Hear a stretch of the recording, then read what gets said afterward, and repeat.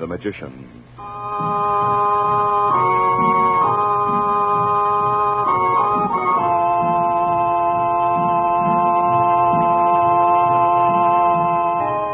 Good evening, ladies and gentlemen. For your listening pleasure, tonight and every weekday night, the makers of White King granulated soap bring you Chandu the Magician. But before we continue our story of romance, intrigue, and high adventure, we'd like to have a word with you about your 3 times a day job of washing dishes. When you wash your dishes tonight, we hope you wash them in rich, thick, White King soap suds. For if you are one among the many thousands who prefer soap suds in your dishpan, we'd like to remind you that White King is a grand dishpan soap. Those wonderful White King soap suds stand up rich and thick in water that is comfortable and kind to your hands. Yes, indeed, White King suds are so gentle, they are safe for pretty hands. For washing clothes or dishes, you'll say, I love White King, because nothing washes like soap, and there is no soap like White King. And listen, when you buy White King at your grocer's, be sure to save those box tops, won't you?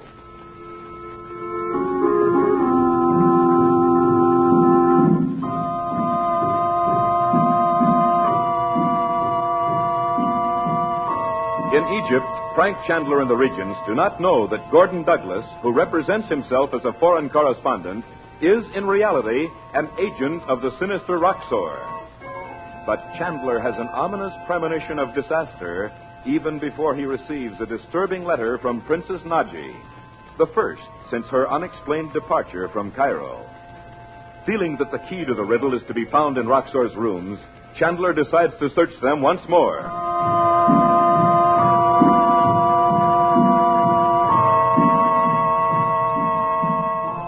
As darkness falls, Chandler and Abdallah the Bedouin walk carefully through the empty shop of the brassmaker, which serves to conceal the activities of Roxor and his Arab agents. Chandu, the Magician.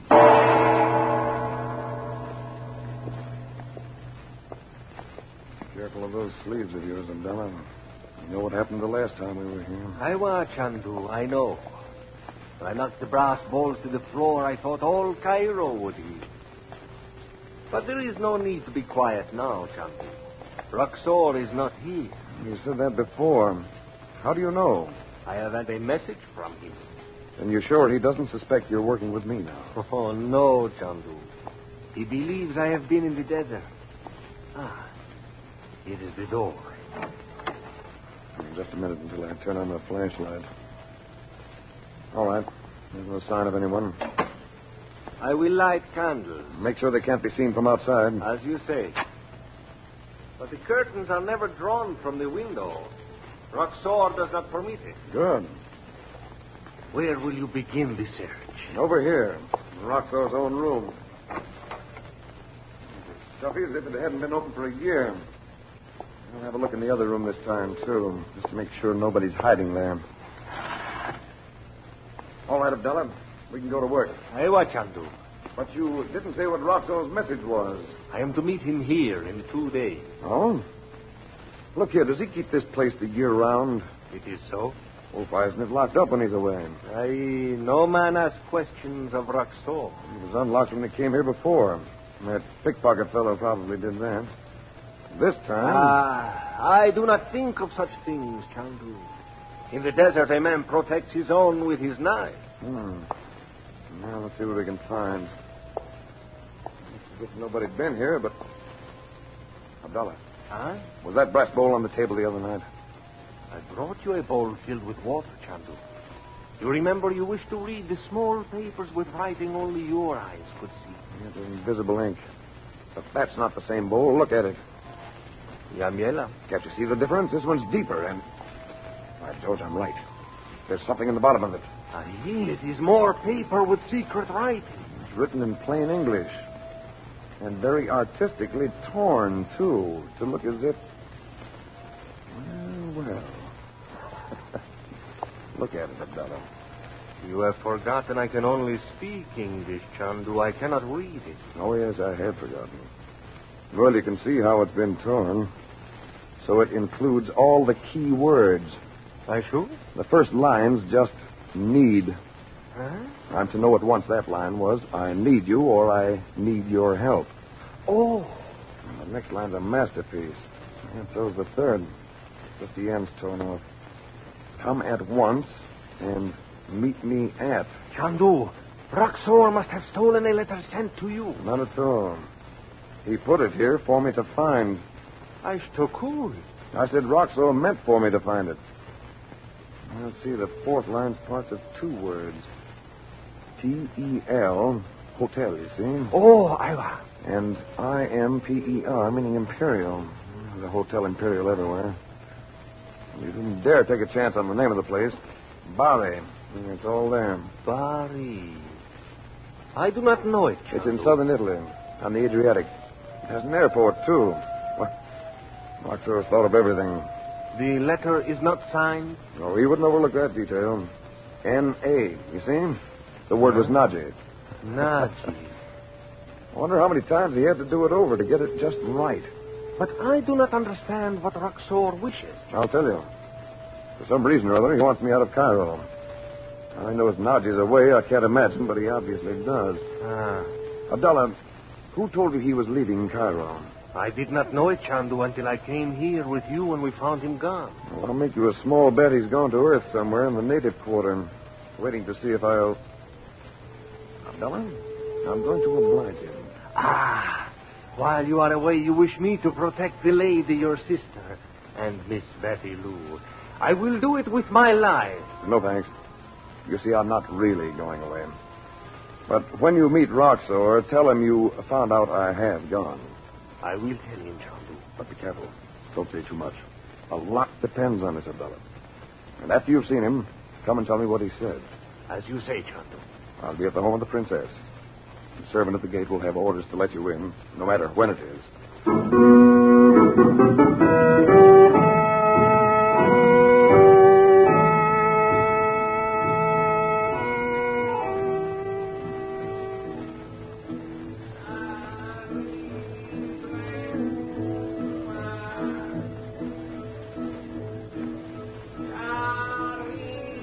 Where is everybody? In the garden, Frank. Come and see what we found, Uncle Frank. It looks 1,000 years old. Wait, Frank. Did you find anything in Roxor's room? I certainly did. What? It's all right, Doc. I'll tell you about it. Well, what have you two found? Well, come over to the wall. We'll show you. You have to pull the vines away a little. See? An old iron gate. You'd never know it was here at all, would you? Well, it's too dark to see them now, but the whole thing's carved with Egyptian pictures. I'll bet Naji doesn't know it's here herself. Maybe not. This place has been in her family for centuries, Bob. Well, how did you happen to find the gate? Oh, we were just prowling around. Look through here, Uncle Frank. You can see the whole street corner. If you can call it a street. It's only about 10 feet wide. Well, it's Let me almost... see. Or do you charge admission? I wouldn't be surprised. You've been out here all the time you've been gone. It's kind of like looking at something on a stage, isn't it? Especially now that the lamps are lit over there. Oh, see that pile of slippers by the door of the mosque? How do you suppose they know which is which when they come out? Don't ask me, Bob. Those two old men sitting on the ground by the door haven't moved all the time we've been watching them. Are they still there, Betty? Well, yes, they are, Mother. How could they read this afternoon with the sun beating down in their eyes the way it was? Yeah, those books must be something. Oh, they're reading the Quran. The one on the right can't read very well. He hasn't turned a page since he's been here. What? He must be learning it by heart, a page at a time. Move over a little, Bob. Frank, do you know who that man is? I know what he's doing. He's watching this house. Well, he couldn't have seen us, Uncle Frank. I mean the front gate, Betty. It's only about 50 feet farther along the street. That mosque's an ideal place for spying on us. All he could have seen was you going out and coming back in. Unless he's been there for days. And even then Well, that's just it, Doc. Now, listen. Narrow as the street is, he can't hear us talking unless we raise our voices. And that's just what we're going to do. Huh? Oh, well, what do you want us to say? He's been stationed there to report to Roxor if I leave Cairo. Frank, Roxor couldn't know you're planning to go away as soon as you hear from London. London? Never mind that now, Bob. I want him to think I rushed back here to pack a bag and took the first plane I could get for Bari. Bari? Italy? Why? Because he took great pains to see that I'd find a note he'd left in his rooms, supposedly signed by Naji, and begging me to meet her. Then you were right. He did tell Abdallah to make you think he'd left Cairo himself. If that letter really came from Naji, I wouldn't waste a minute. Roxor knows it. He's got to think I've gone. Well, surely that man across the street will wait to see if you do go. You'll see me. I'll take a suitcase and dash out. He'll hear me tell Ben Zaid to drive me to the airport. Well, tell us what to say. We'll give it the works. It'll be like acting. I have to make sure he knows where I'm going, so I'll call you, Dot, and tell you. I'll sound worried to death. You kids think you can carry it off without laughing? Oh, sure. We all know Roxor's nothing to laugh at. All right, then. Ready? I'll stand over there. Wait a minute, Frank. Where are you really going when you leave here? Oh, I know a place where I can wait until it's dark. Then I'll come back by the river gate. And I won't show my face outside the house again until I find out what Roxor's next move is. Here we go. You all set? Sure. Mm-hmm. Not too loud. I can see through it. Bob, is your mother out there with you? Yes, she's right here, Uncle Frank. What is it, Frank? I've just had bad news from Naji. I have to go to Italy. You mean right now, Uncle Frank? Yes, at once. Dorothy, come in and help me pack, will you? Of course. But what's happened to Naji? I don't know. I found a letter I wasn't supposed to see. Hey, Bets, he can really put it on, huh? Isn't he terrific? Hurry, Dorothy. I'm coming. What shall I say next? Oh, I know. Uncle Frank, you can't get a train tonight, can you? I'm going to charter a plane, Bob. Come on, Dot, say something about coming into the house with me.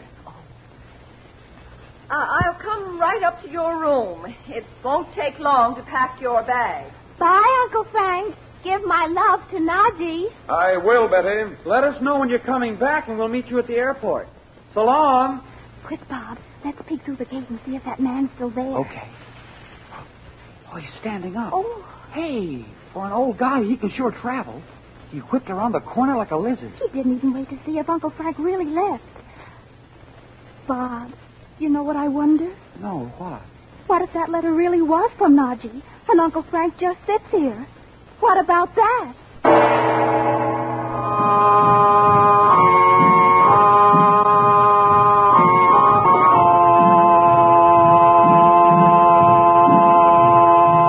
Now, before we say goodnight for Chandu the Magician, may we take just a moment for another word about White King Granulated Soap. Perhaps you have recently had the pleasure of installing a brand new washing machine in your home. If you have, be sure to take good care of it. And remember that no washing machine can work any better than the soap you use.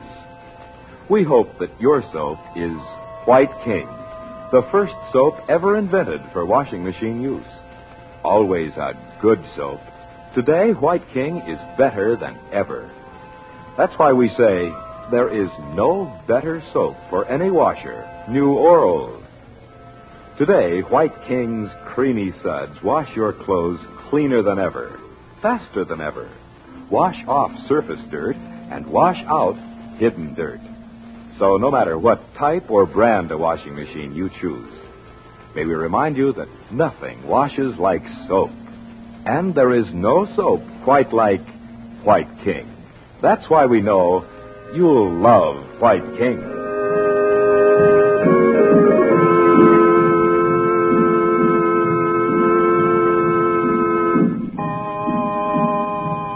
Chandu the Magician is based on the original radio drama created by Harry A. Earnshaw and is written by Vera Oldham. Betty and Bob are played by Joy Terry and Lee Millar. The makers of White King invite you to listen tomorrow at this time when the story resumes. Chandu the Magician. This is the Mutual Don Lee Broadcasting System.